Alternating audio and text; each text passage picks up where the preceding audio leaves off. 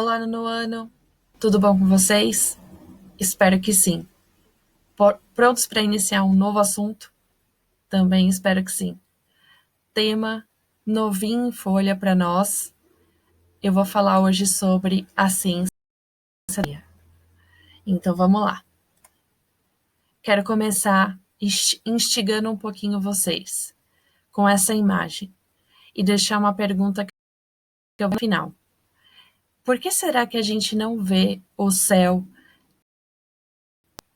escuro, dessa maneira, com os nossos olhos? Essa foto tá maravilhosa. Eu queria ver ao vivo, tudo escuro. E a gente sabe que tem por trás. A gente conhece um pouquinho do universo, sabe que a gente tem muitas estrelas aí, do Sol com luz própria. Por que será que a gente enxerga tudo escuro à noite? Então pensem nisso e eu trago a resposta lá no final da aula. Beleza. Seguindo em frente, mais uma provocaçãozinha para vocês. Eu queria falar que tanto eu, não estou me excluindo, tanto eu como você que está aí assistindo a minha aula, é poeira de estrela, é pó de estrela. Sim, vamos pensar juntos. Bom, se nós evoluímos dos primeiros seres vivos que surgiram aqui no planeta Terra, e eles surgiram reorganização das moléculas, dos componentes químicos do planeta Terra, e o planeta Terra traz os componentes químicos do Sol, porque ele é um fragmento do Sol, das explosões que a gente teve lá no início do universo, um pouquinho da teoria do Big Bang. A gente carrega os componentes do Sol. Então somos parecidos com as estrelas, e o que é até poético, eu diria, não me incomoda não. Queria deixar essa ideia aí e a gente imaginar, nossa, como é doido imaginar como tudo surgiu, não é? E é sobre isso que a gente vai falar. Então, essa aula ela é uma introdução, ela é uma base para as próximas aulas, porque ela fala de astronomia, e aí ela vai abordar a ciência da astronomia. Essa ciência que vai estudar os corpos celestes, os fenômenos que ocorrem no universo, a organização desses corpos celestes, situando eles no universo, e busca compreender as origens e os fenômenos que ocorrem no universo, as origens dos corpos celestes e as origens dos fenômenos que ocorrem.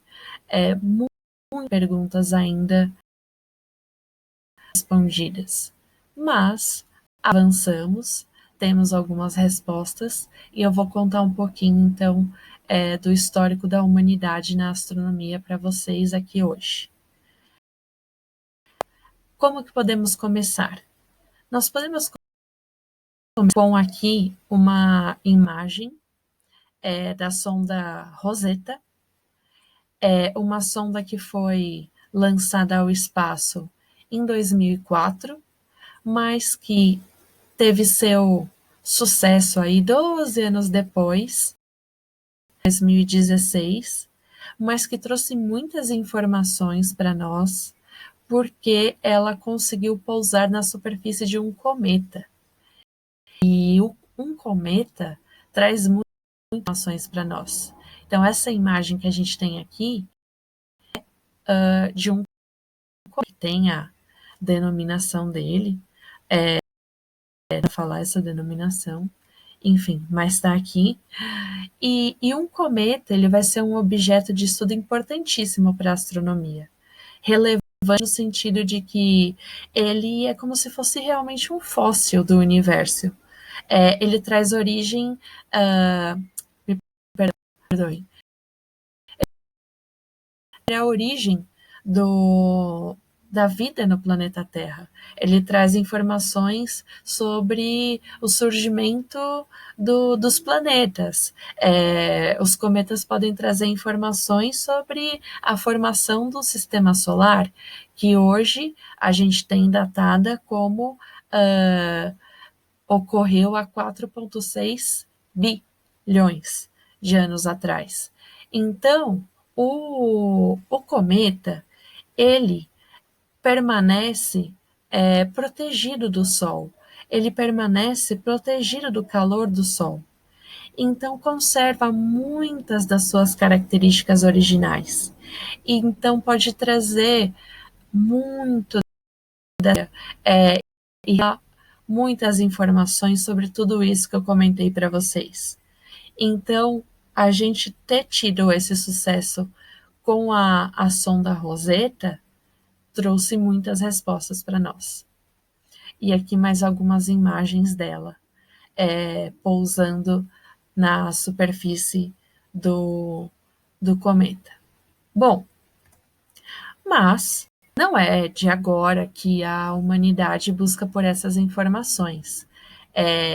Eu mesma, assim, não sei vocês, não sei se eu sou muito doida, mas quando eu era criança eu me peguei olhando para o céu assim, questionando a origem de tudo, assim, e pensando no tamanho do universo e o tamanho da Lua, do Sol, dos planetas, das estrelas, enfim. E outras civilizações também olharam muito para o céu e começaram a entender um pouquinho do universo com essas observações. Então, desde as primeiras civilizações, se percebeu que alguns fenômenos terrestres, como o desabrochar de uma flor, longos períodos de frio, de alguma maneira tinha relação com os astros, o que é doido de se imaginar, mas foram correlacionando tudo isso. Os egípcios, eles tinham muitos conhecimentos referentes aos planetas, constelações, movimentos do Sol, Lua, com essas observações do céu. E aí eles conseguiram eles tinham uma noção de tempo e permitiu criar uma forma precisa de medir essa passagem de tempo, de forma que eles previam as estações do ano, as épocas de cheias do rio, as épocas de estiagem, entre outras coisas. Então, eles foram comparando o céu e como o céu se apresentava com o ambiente terrestre e foram percebendo padrões, correlacionando tudo isso e perceberam que esses padrões se repetiam. Entendem? Foi mais ou menos dessa forma. Diversas pessoas, então, começavam a levantar hipóteses, né, ao longo da história da humanidade, propondo teorias sobre o universo, enfim, as respostas das perguntas sobre o universo. Na Grécia Antiga, iniciando um pouquinho aqui da história mesmo, da construção dessa ciência, o filósofo matemático Platão, seu aluno, filósofo Aristóteles e Ptolomeu propuseram modelos astronômicos em que os planetas e outros astros eles se moviam e com movimentos circulares ao redor do planeta Terra. E é aqui que a gente chega na representação do nosso slide. Então, essa representação aqui a gente chama de modelo planetário geocêntrico. proposto por fim aí por Ptolomeu, incluindo aí, somando as ideias de Platão e Aristóteles, e foi um modelo assim muito importante, por isso que a gente está destacando aqui nessa aula. Esse modelo ele só durou 1.500 anos. Razoável, né? Razoável. Mas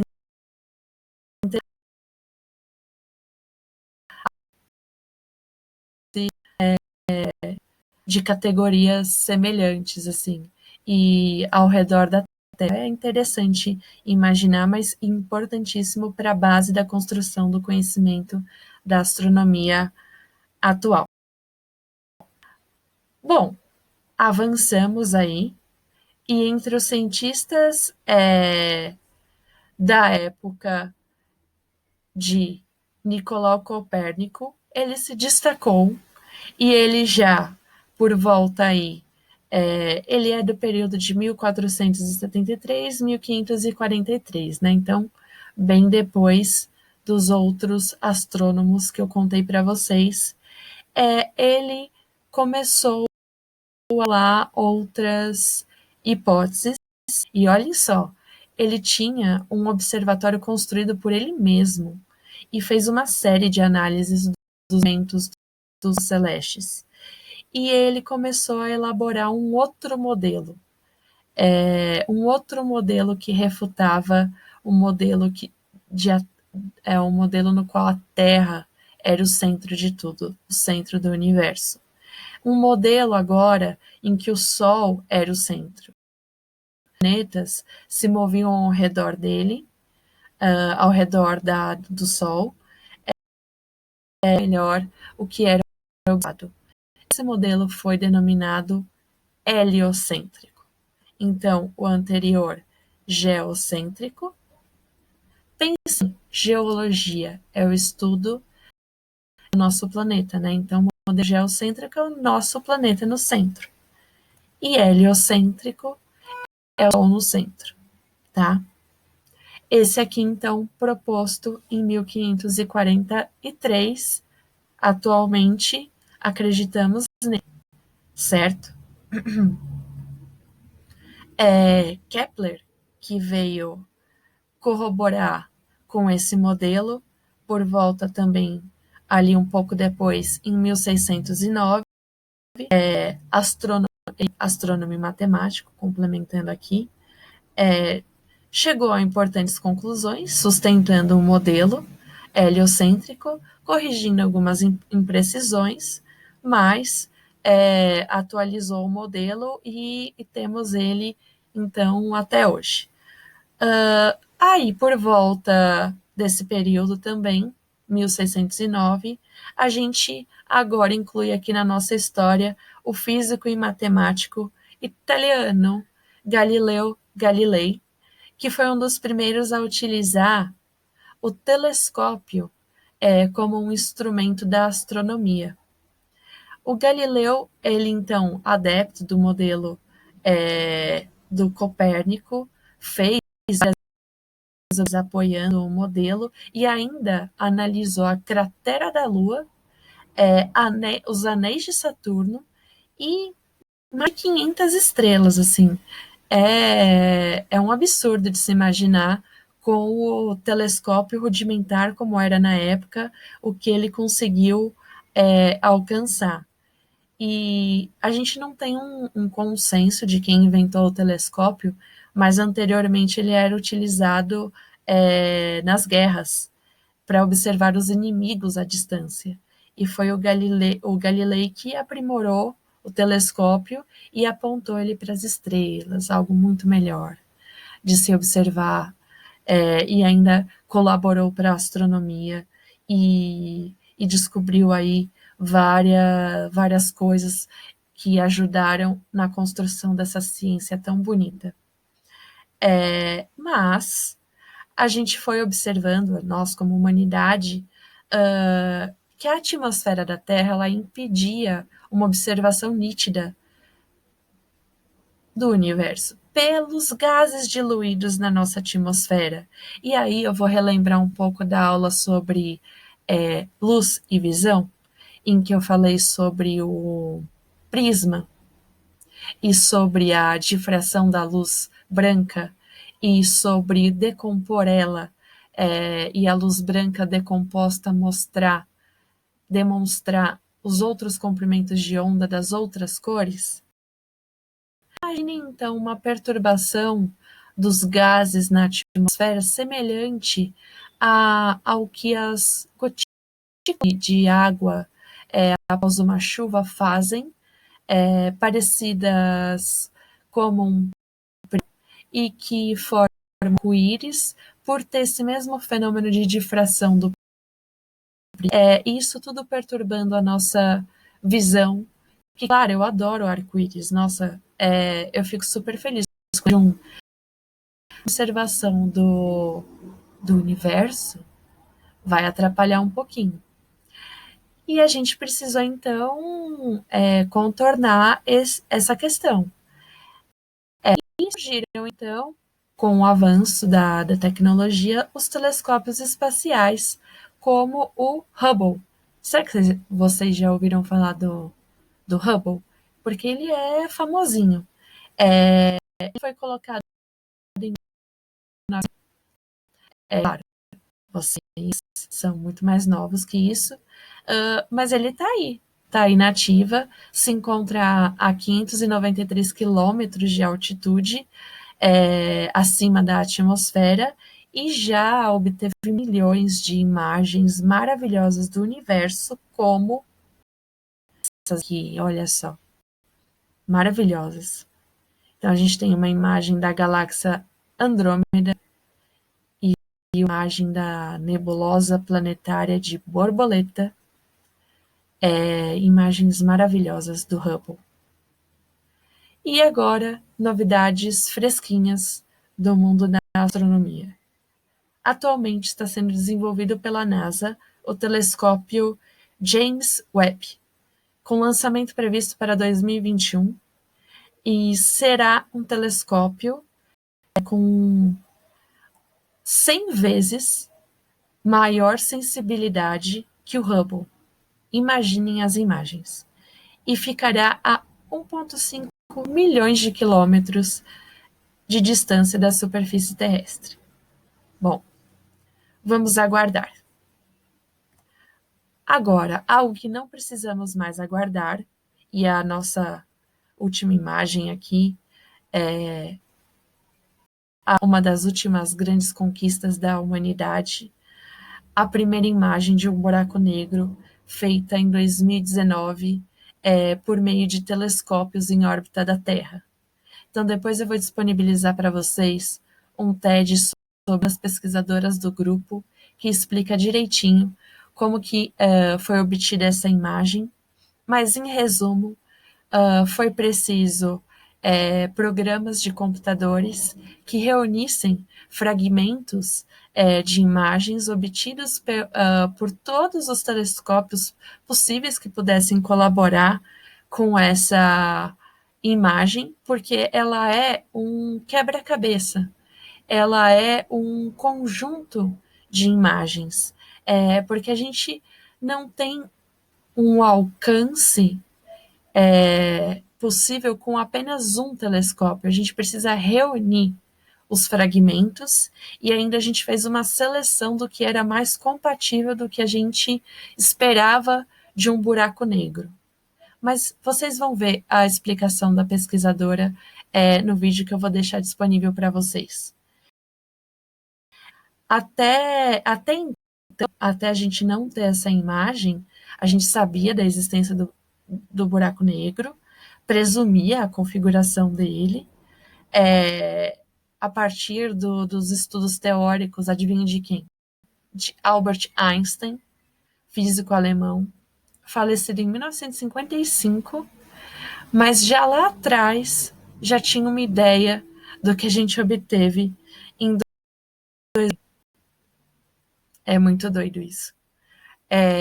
Mas aí, graças então a essas várias imagens coletadas por vários telescópios, a gente conseguiu fazer essa simulação e obteve esse grande anel luminoso ao redor de uma forma escura.